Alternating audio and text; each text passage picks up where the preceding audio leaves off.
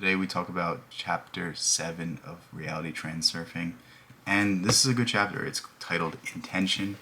And it's basically about how do we go about focusing? How do we go about getting exactly what we want out of this world? And it's interesting. There's some things I'm going to explain, some things I'm going to tell you to go read from this chapter because it's just a can of worms that I don't feel like opening. But summary. In conscious dreaming, the mind controls the game script. Think of lucid dreaming. Think of when you know that you're dreaming and you become a superhero, you can fly, the bad guys aren't so scary, you control everything, that sort of way of thinking about it. Dreaming is the virtual journey of the soul through the alternative space, the astral plane, you could call it whatever you want. Dreams should not be interpreted as signs.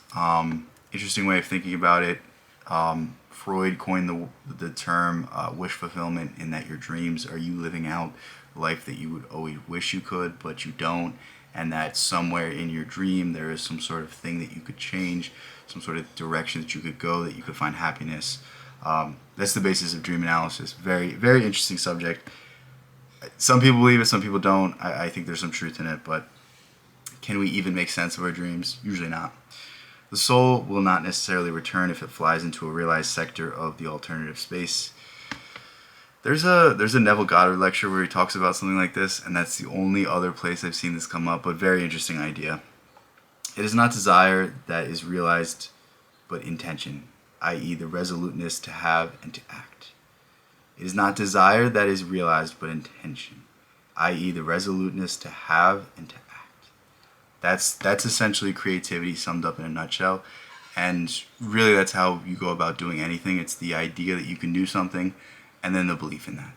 And then through those two things you carry it out. Through those two concepts, everything is made manifest. There's not anything in this entire world that you could point to that was not created by those steps. Desire is the concentration of attention on the goal. And think, how often do we actually focus our attention on anything? Maybe you can do it for a few seconds. The best of the best can do it for a few hours, but I want you to get somewhere in between that. I want you to start developing your attention, start being consciously aware of what you're doing, start tracking what you're doing, start tracking the moments that you go on your phone and you look up and it's 10 minutes later and you just slipped 10 minutes out of your life that you can never get back. Inner intention is the concentration of attention on the process of moving in the direction of that goal. Think of inner intention as, I have this goal and I'm starting to work towards it. Outer intention is the concentration of attention on how the goal realizes itself. Think of you need money and a lottery ticket flies in the wind and you catch it. It's what's that one? It's My Name is Earl. I think that's the concept of that show. The goal is achieved by inner intention and by outer intention simply chosen. Inner intention strives to impact the outside world directly. Outer intention gives the green light for the autonomous realization of the goal. Think inner intention is I go out into the world and I try to conquer it, where outer intention is you allow the things to come to you. The laws of natural science only work in one given sector of the alternative space. Outer intention works by moving through different sectors of the space. So what he's saying is that when you change your thought, when you change your perception, you are guided in a new reality. Everything exists, and because of this, you're in a new alternate path. Interesting way of thinking about it. I like to think of this as a model.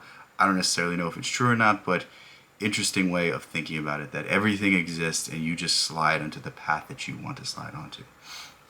Outer intention is the unity of the heart and mind. Think about it. When somebody says think with your heart, think with your emotions, think with your emotional centers. Where in your heart are you authentically yourself? Where in your heart do you feel the most fulfillment from an activity?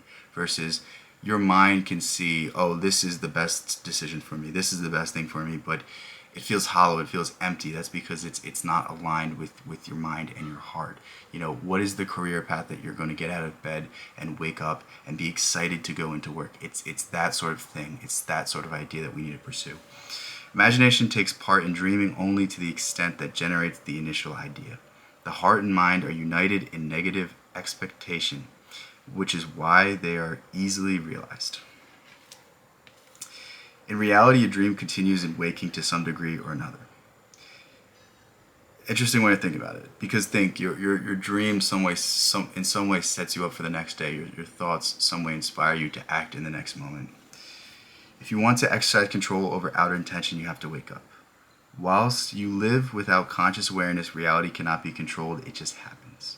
Think you're like Forrest Gump, aimlessly flying in the wind, versus you're actively directing yourself onto what you do. And this is what I was saying with attention a few minutes ago, where I was saying you must focus your attention on a thing. You must not be drawn in all different directions. You must not be the whims of the social media algorithms or the whims of what other people are telling you. You must form your own opinion for yourself, because you are consciously forming it versus you are passively being fed it. Any game must be played with an element of detachment, like a participating observer. Again, this is lowering the level of importance. If you have a goal and you put it on a pedestal, then you make it something outside of your reach. But if you have a goal and you put it right there and you say, I can do it, then you make it much more possible to be achieved. Awareness is achieved by being detached from the game. Detachment presupposes vigilance and complete mental clarity. Conscious awareness is not so much about control as observation. Control should be exercised only to the extent that it allows the desired script into your life. In order to choose the necessary script, you have to imagine that it will be exactly as you desired. Think, the clearer you can imagine it into your head, the clearer your imagination can bring that into reality. These ideas are very analogous to creativity, and these are ideas that we need to start really emphasizing and really getting good at, because I want you to be consciously guiding your life instead of passively guiding your life. I want you to have an image of where you want to go. I want you to have an image of who you want to be. And slowly over time, that image is going to change. Slowly over time, the things that you used to want are no longer what you want. Inner intention is resoluteness in the decision to act. Outer intention is resoluteness in the decision to have. Outer intention is the power that makes transurfing possible. In order to reduce the importance associated with the goal, the possibility of failure must be accepted at the outset. Once you have accepted the possibility of failure, do not think, just move in the direction of your goal. And that's important because, again, when we think of these ideas, when we think of where we want to be, we oftentimes think of failure and why we don't have it. And again, it's something we need to get over. We need to get over this idea of fear. We need to get over this idea of failure. And how else to do it aside from saying, you know what would happen if the worst case scenario happened? Well, the worst case scenario is I failed on this dream, and I still have X amount of variables in my life. And now that I have accepted this, then I can move forward. Now that I've accepted this, I can start pushing in that direction, because I realize that failing in this area doesn't mean I'm failing in my overall life. It doesn't mean that my life is over. It means that I just need to find something else. And that's what we need to start thinking of. We need to start understanding that. Believe that you already have it and move in that direction, because if you separate the external results from what you're actually doing, then you can just continue to have fun along the way. You know, there's always some sort of satisfaction we get in the pursuit of the goal, but we make it too much about the destination.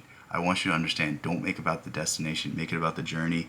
Move in that direction, believe like you're already worthy, believe like you already have it, and it soon will be yours. With that said, I love you guys so much. Thank you guys so much. Peace out. I'll catch you in the next one.